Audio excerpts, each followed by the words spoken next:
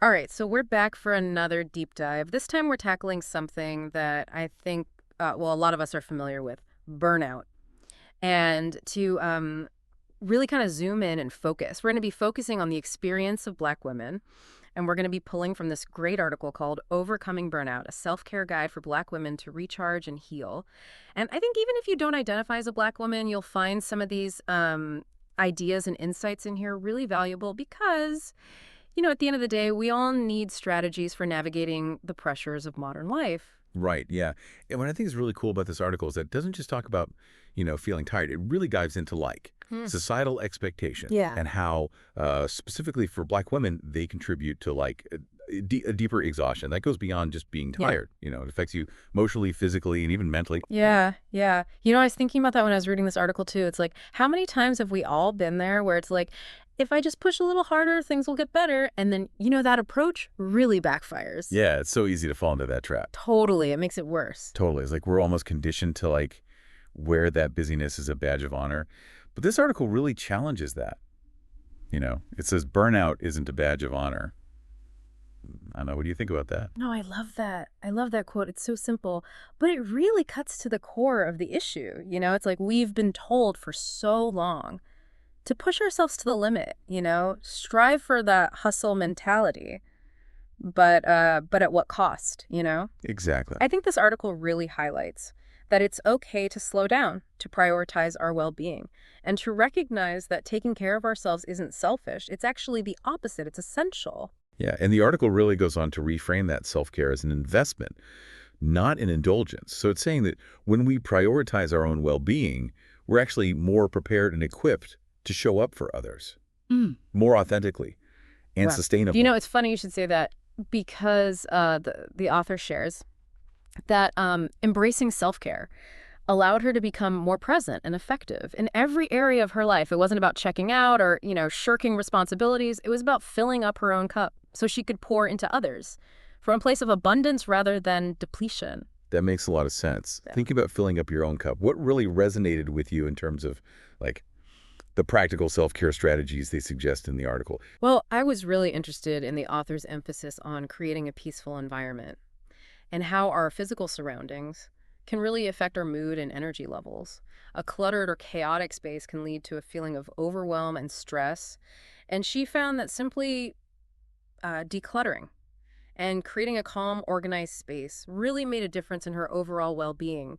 Kind of like how clearing out clutter in your physical space can help clear out clutter in your mind. Yeah, there's actually a ton of research that backs that up. Studies have shown that, your surroundings, your environment can have a huge impact on your thinking, your stress levels, and even your sleep quality. Yeah. So, yeah, it makes sense that creating a more serene and organized space can help reduce those feelings of burnout. Totally. And it doesn't have to be anything drastic, like small changes, adding a plant to your desk, Yeah. or even just tidying up before bed can make a difference. Absolutely. And speaking of small changes, the author also talks about the importance of simple self-care rituals. She gives this really cute example of her just chilling mug, is this mug she reserves for her evening tea. This small act became like a ritual for her, a way to signal to herself that it's time to unwind and de-stress. I love that. Yeah, It's a great reminder that self-care doesn't have to be complicated or time-consuming. It's about finding those little things that bring you joy and incorporating them into your daily routine. So thinking about this just chillin' mug, what's a simple ritual that brings you a sense of peace? actually something pretty similar. I have this pretty tea set that I only use when I'm intentionally carving out time for myself. The act of preparing the tea, picking a blend, and savoring each sip. It's my way of telling my mind and body that it's time to slow down and recharge. I love that. So simple yet so effective. It reminds me of something else the article emphasizes, the power of soothing scents and sounds. Yes, she gives some great examples, like using essential oils, lighting candles, or even just opening a window to let in fresh air. It's all about using your senses to create a more calming and restorative atmosphere. Yeah. And it's not just sense, right? It's also sound.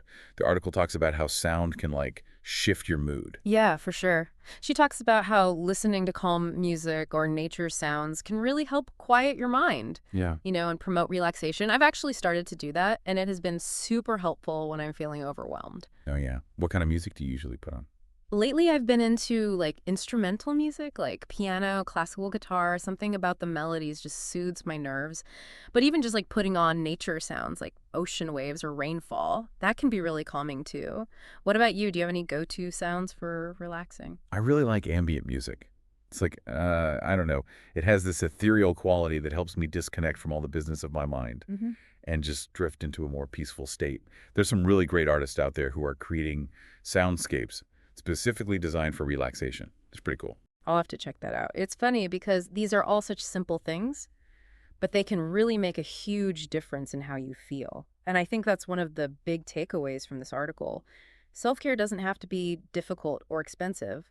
It's really about finding what works for you and making those things part of your everyday life. Right, and the article also talks about rest, making rest a non-negotiable part of your routine. And it's so easy to get caught in that always-on mentality. Yeah. But rest is seriously so crucial for our well-being.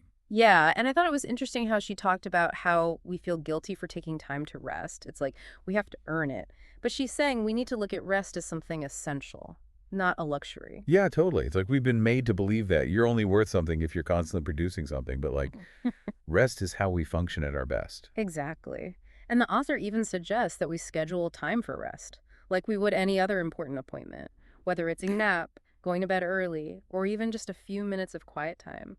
Make it part of your routine. And be intentional about creating boundaries.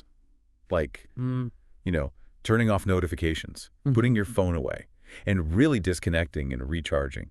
For sure. And that also makes me think about how we need to acknowledge our burnout and allow ourselves to feel those feelings. Yeah. The article really wants us to recognize those feelings, that we're overwhelmed, we're exhausted, and to start making changes to take care of ourselves. And to remember that it's okay to ask for help when you need it. Whether it's reaching out to a friend, family, or even a therapist, asking for help is not weak, it's strong. I love that. You're so right. It's interesting as we're talking about this, it's all connected. It's not about doing a few self-care tips. It's about like Yep. a holistic way of living where you care for your mind, body, and your relationships. Yeah, I really like that. It's about creating a sustainable lifestyle that supports your well-being. And you know what really stood out to me in the article was the idea that self-care is self-love. It's about knowing you're worthy and treating yourself with kindness and compassion, especially when you're having a hard time. Yes, that's such a good point. And especially for Black women who are carrying so much, it's like the article is telling us to let go of the guilt around taking care of ourselves and embrace it because it's how we honor ourselves and what we need. Exactly. And when we do that, we can really show up for the people we love Yeah. and the things we care about. It's powerful. As we're getting ready to finish up this deep dive, I'm so impressed with how much wisdom and advice is in this article. It's like a guide to feeling better and creating a more balanced life. Yeah, for sure. And I think the most important thing is to take what we've talked about and use it, even if it's just one small change at a time. Yeah, so as we move into the last part of this deep dive, I want to hear your thoughts on this. The author mentions that taking care of herself helped her be a better version of herself, not just for her, but for everyone around her too. So I'm wondering, how do you think embracing self-care could help you show up better in your relationships and commitments? That's a great question. For me, I think it really comes down to when I prioritize my own well-being, I have more energy and more to give to other people. I am more present, more patient, and I can just be more myself with an open heart. It's not just about the energy, though, right? It's also about being more emotionally there, like attuned to the needs of other people.